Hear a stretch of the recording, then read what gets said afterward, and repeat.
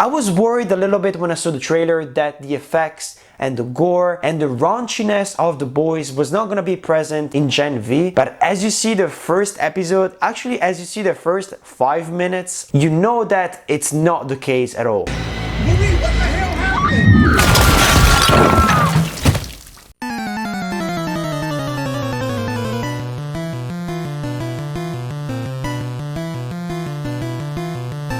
No! God, please, no! No!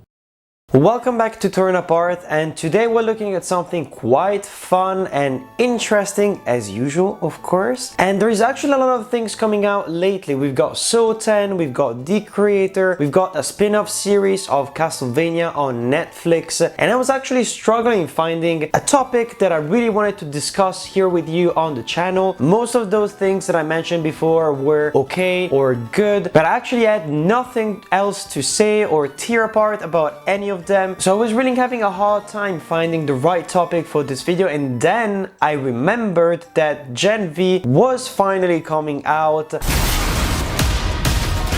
one thing that is really apparent now is that we are all fucked up. It's lights.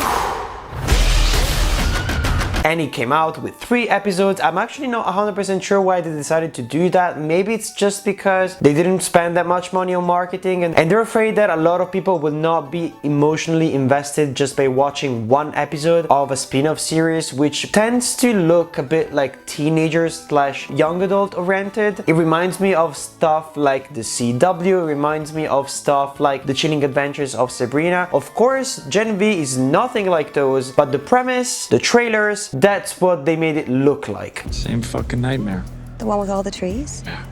I don't know what the fuck it means. Yeah, I don't know.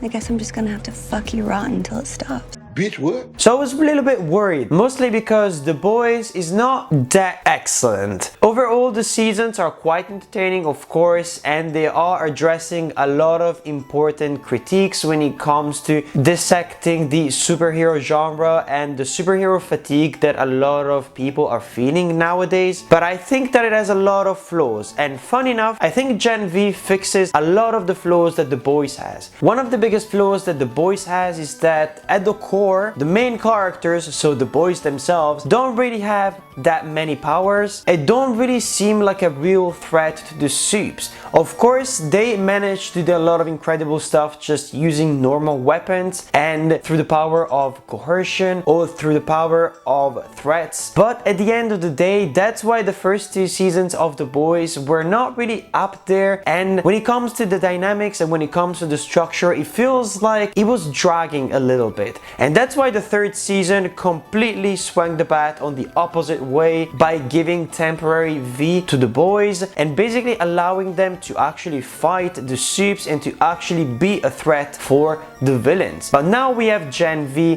which doesn't have that problem at all, because most of the main characters that we have to look at anyways, that we have to be invested in, are supes, and they are young supes, and they have somewhat weird powers that don't fit well with society. But since they have them, and since now we know that they've been genetically engineered into them by their parents using the compound V, well, they have to try to make a living with them. So they have to become like influencers, they have to go to special universities, otherwise they're basically gonna end up in weird mental institutions, weird hospitals, and basically used as caged animals. And this is the most interesting thing about Gen V, because it's really trying to make us identify with the supes, which is something that I think The Boys doesn't really try to do, because it's dealing with supes that are actually up there. They have the most amount of power when it comes to changing society and when it comes to political power as well. So it is addressing that theme specifically, and it's not really allowing them to be 3-dimensional people who actually want to do good, but they are stuck in a weird vortex where if they want to be successful, they have to behave a certain way, and specifically they have to behave in a shitty way. This is why The Boys Boys and Gen V, I think they're gonna be successful in very different ways. This is not like the X-Men. These are people who were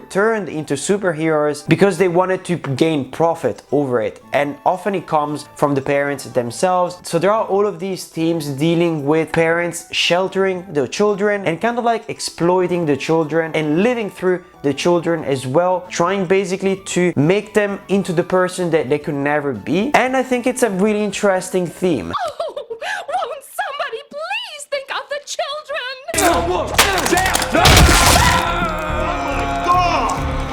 I think this season is gonna work mostly because it is a sidequel. It's not a prequel. It's not something that is taking place in a weird chronological order. It's actually taking place exactly at the same time as the 4th season of The Boys, which is probably gonna come out next year so that they can ride on the popularity vibes of Gen V and of course of the 3rd season of The Boys, because lately, I mean, people tend to forget quite quickly about these kind of shows, and especially when it's dealing with superheroes. I was worried a little bit when I saw the trailer that the effects and the gore and the raunchiness of The Boys was not gonna be present in Gen V, but as you see the first episode, actually as you see the first 5 minutes, you know that it's not the case at all. Squeeze a little harder. How's that? Oh, that's great.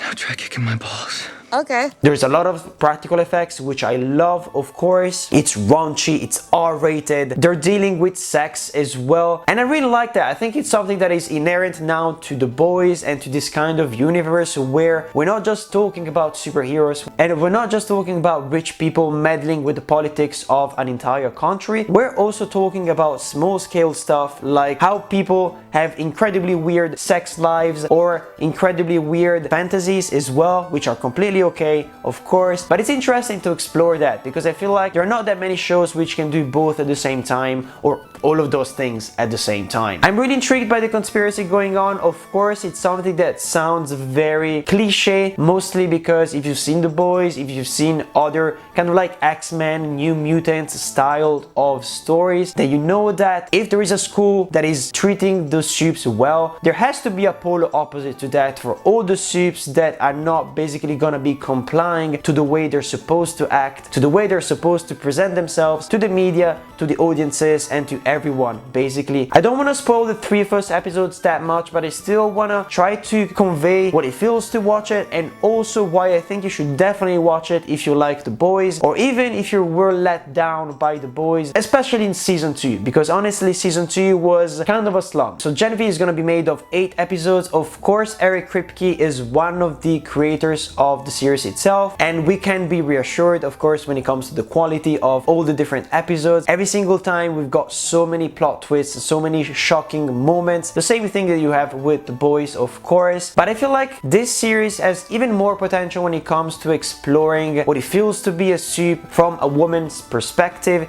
It is addressing also gender identity issues. It is also addressing, of course, popularity contests, stuff that is very popular when it comes to school environments or university environments as well, where you want to pretend that everything is okay, where you don't want to attach yourself to people because you know you're there to just complete your studies, you want to focus on that. But at the same time, I mean, if you're stuck there, you better have some allies on your side that are gonna be there for you emotionally, and that's exactly what happens in between the 2 main characters who are roommates and living together. Of course, this universe is all about subverting expectations, so we start the first episode with a character called Golden Boy, who seems to be the main guy of this series. Everything is gonna be going all around him in the same way that everything is built around Homelander when it comes to The Boys as well, but it's not true at all. Did you do nothing? You think you can do what I do?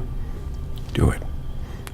Nobody can do what I do. And it's actually quite interesting on how they decide to deal with that. It is, of course, related to mental illnesses, and it is related to mental health and the pressures of you being on the spotlight constantly. And if you even look at his girlfriend, for example, she's kind of like the incredibly popular girl who you can see that there is nothing weird going on with her life, but there's actually a lot of interesting things going on underneath the surface, mostly because she has the power of making everyone do what she actually wants them to do. A lot of manipulation, and of course I'm pretty sure that people are gonna be scared of her and scared of touching her because they will never know if anything that she does is actually genuine or it's because they're being coerced into doing what she wants. Those are the kind of powers that I actually like. Powers that like seem really good if you look at them on a first glance, and then suddenly you start thinking about the everyday consequences on having those powers, and it really sucks. For example, when we find out that one of the main characters, who's called Emma, aka Little Cricket, she basically has to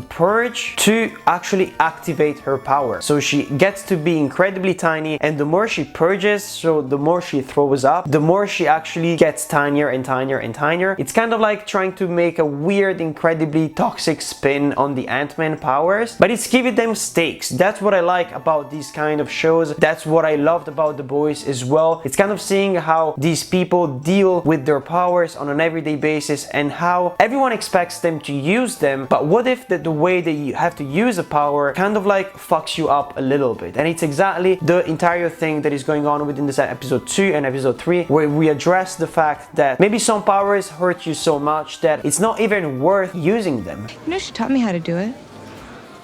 How to stick my fingers down my throat until I vomited bile.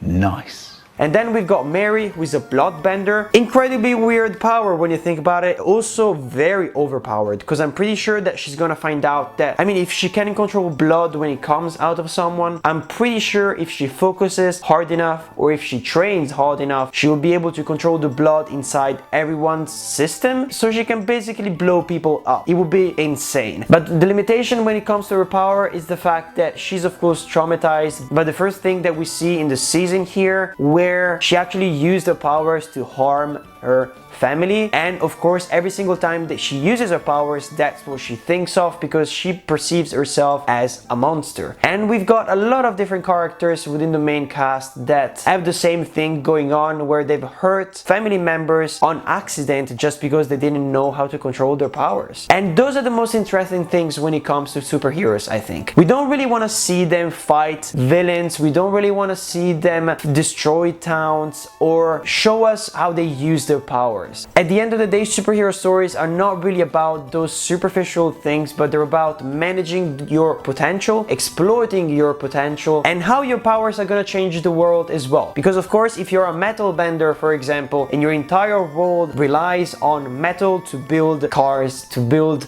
buildings, to build any kind of structure, of course, it changes everything. It changes how you perceive life. Can you imagine, for example, if a metal bender decided to work in engineering, and how much easier it will be for him or her to actually contribute to building things instead of focusing on saving people, instead of focusing on the popularity contest. I mean, literally, these people could change the world, but they don't really allow them to change the world. And of course, it's a critique of our society in the way that even the people who have the most amount of power, the most amount of potential, or the most intelligent, the most beautiful, society at some point, they're gonna try to stop them, they're gonna try to keep them down, mostly because society doesn't want to change. People don't want to change at their very core because we like stability. And that's the threat of the soups. Soups can change radically how society is structured, and that's why the media and the politicians, they try to control them as much as possible because they want to save the status quo. Anyways, these first 3 episodes were honestly amazing. I had a really good time. They're gonna be coming out on a weekly basis. I'm pretty sure I'm gonna be tuning for all of them. Anyways, those are all my thoughts when it comes to Gen V. Honestly, I'm quite surprised to have enjoyed all of these episodes so much because of the expectations that I was going into them. If you like this video, here at the bottom I'm gonna be putting the thumbnails of other videos where I talk about approximately the same themes. For example, I think I made a review of Invincible, and Invincible talks about the same kind of themes that The Boys deals with as well.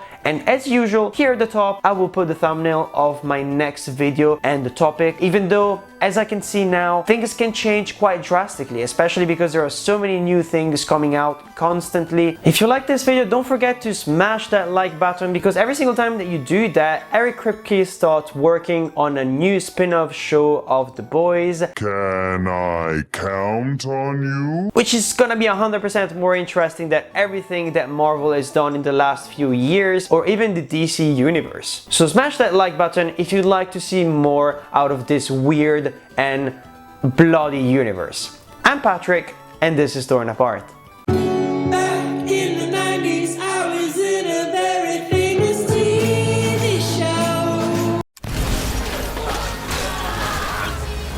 James Frenchie, what'd you put in that stuff? Da da da da da da da da da. Da da da da da da da da da da da da da da da.